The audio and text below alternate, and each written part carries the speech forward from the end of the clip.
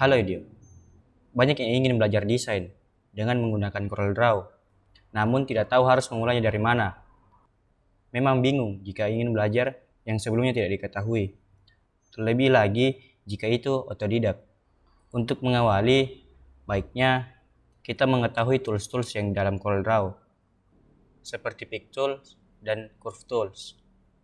Di sini saya sudah membuat dokumen baru atau lembar kerja baru.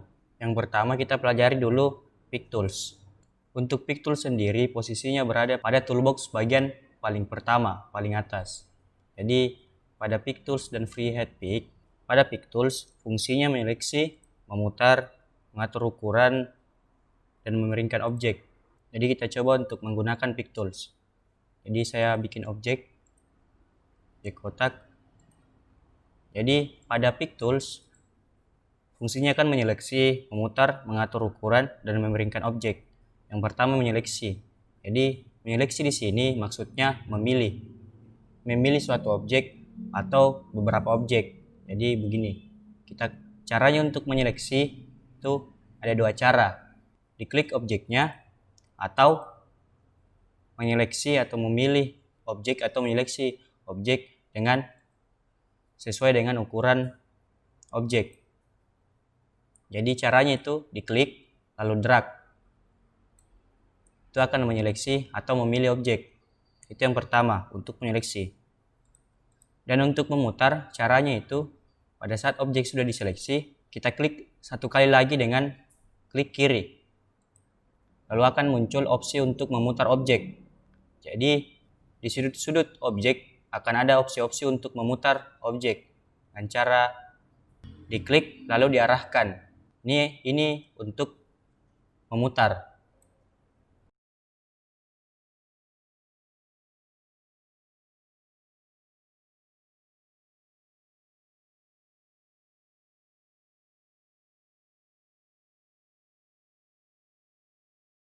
Setelah itu untuk mengatur ukuran. Mengatur ukuran di sini maksudnya untuk memperbesar atau memperkecil ukuran. Pada saat diklik objeknya, diseleksi, untuk mengatur ukuran ada pada sudut-sudut objek. Jadi caranya begini.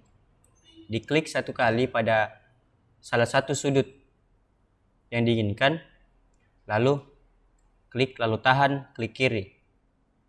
Lalu arahkan besar atau kecilnya ukuran objek.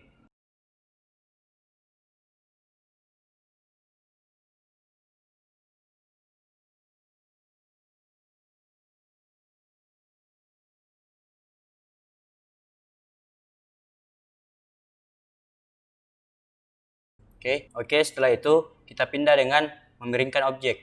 Tetap pada bagian sudut-sudut objek. Di sini untuk memutar. Dan di sini untuk memiringkan. Jadi pada saat diklik satu kali, lalu diklik untuk kedua kalinya, akan ada opsi memutar dan memiringkan. Yang kedua tadi kan untuk memutar. Nah, di sini untuk memiringkan.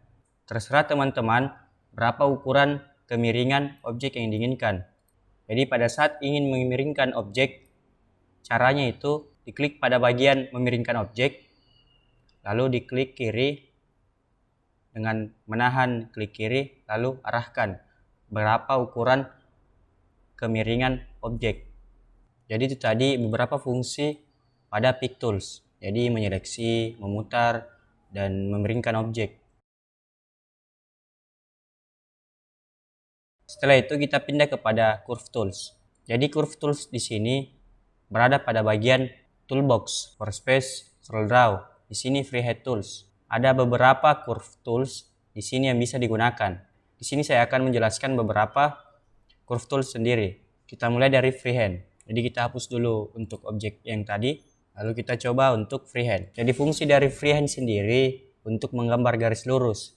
Caranya itu tekan klik kiri untuk memulai garis lurus pada Freehand. Lalu arahkan bagaimana objek yang teman-teman ingin buat. Contoh saya mau buat garis lurus seperti ini. Caranya untuk mengakhiri pada Freehand itu dengan cara klik kiri pada mouse. Kan jadi begini. Jadi teman-teman coba untuk membuat variasi pada freehand untuk terbiasa menggunakan freehand. Jadi klik kiri pada bagian mouse untuk memulai freehand, lalu klik kiri kembali untuk mengakhiri freehand.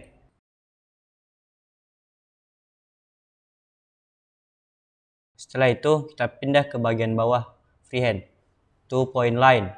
2-point line sendiri fungsinya itu untuk menggambar garis lurus dengan cara menarik poin pertama ke poin kedua. Jadi di sini bedanya 2-point line dengan freehand itu cara pada saat kita memulai menarik garis. Jika freehand kita cuma klik lalu melepaskan klik kiri pada mouse, sedangkan 2-point line itu untuk mengawali garisnya itu atau curve kita klik kiri pada mouse tapi ditahan. Ini bedanya dengan freehand dengan 2-point line.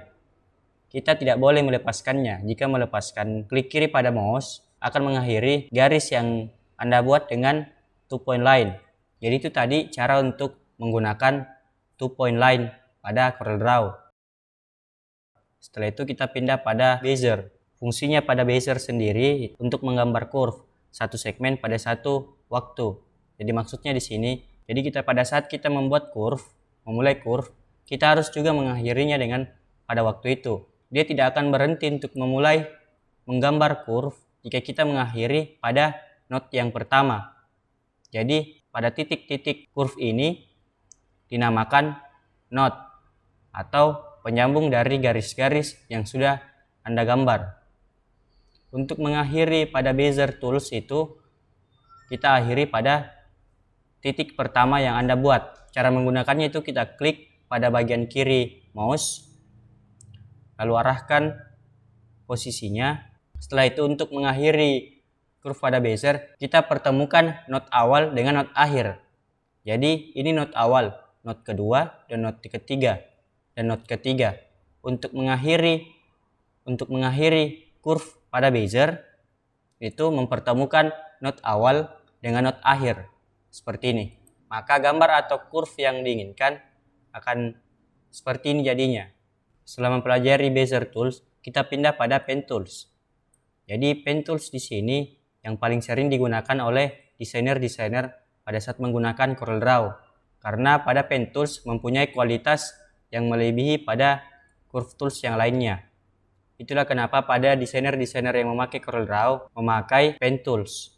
Jadi fungsi pen tool sendiri untuk menggambar curve pada segmen yang diinginkan. Jadi maksudnya di sini pen tool di sini mempunyai kualitas bisa membuat garis lurus atau membuat garis lengkung.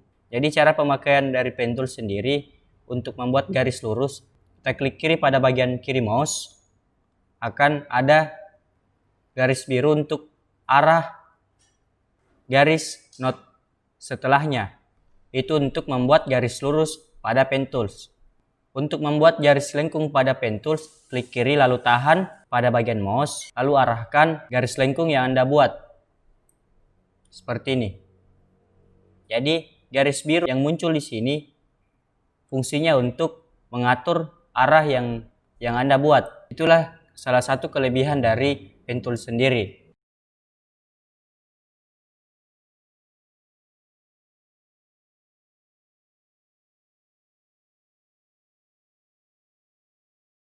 Setelah itu kita pindah pada B-spline.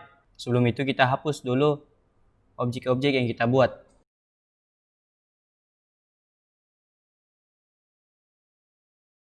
Jadi untuk B-spline sendiri hanya untuk membuat garis lengkung. Cara menggunakan B-spline itu dengan cara klik kiri pada bagian mouse lalu arahkan posisi node kedua untuk membuat garis lengkung. Jadi saya arahkan node kedua atau garis bantu kedua di samping node pertama. Jadi node ketiga akan membentuk lengkungan atau garis bantu untuk membuat lengkungan. Untuk mengakhiri garis atau gambar yang Anda buat pada B-spline itu dengan cara mempertemukan node awal dengan node akhir. Seperti ini. Kita coba lagi. Jadi teman-teman coba memvariasikan garis lengkung yang Anda buat pada baseplan. Jadi ingat, pada baseplan sendiri hanya diperuntukkan untuk garis lengkung. Setelah itu kita pindah pada poligon.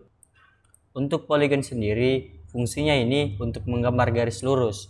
Jadi tadi untuk baseplan sendiri hanya untuk membuat garis lengkungan. Di sini ada juga yang diperuntukkan untuk garis lurus seperti polyline tools. Jadi cara untuk mengoperasikan polyline tools itu kita klik kiri pada bagian mouse, lalu arahkan node kedua untuk membuat garis lurus. Setelah itu kita pindah pada 3-point curve. Untuk 3-point curve sendiri, mengapa dinamakan 3-point curve? Karena pada saat dioperasikan 3-point curve memiliki 3 step cara. Dengan cara pertama itu klik, lalu tahan pada bagian kiri mouse. Step kedua itu lepas klik kiri pada bagian mouse, lalu arahkan lengkungan yang ingin Anda buat. Lalu step ketiga, arahkan garis lurus atau garis lengkung yang ingin Anda buat. Itulah kenapa dia diberikan nama 3-point curve, karena pada saat digunakan mempunyai 3 step cara untuk membuat curve sendiri. Jadi step pertama, step kedua, step ketiga. Jadi teman-teman coba untuk mempelajari curve tools yang ada pada tools CorelDRAW, karena dasar untuk menguasai CorelDRAW ada pada curve tools dan pick tools. Disarankan teman-teman untuk secara signifikan untuk memakai setiap curve tools pada CorelDRAW untuk memahami atau bisa membedakan setiap curve tools CorelDRAW. Itulah tadi penjelasan singkat mengenai pick tools dan curve tools. Semoga bermanfaat. Salam video.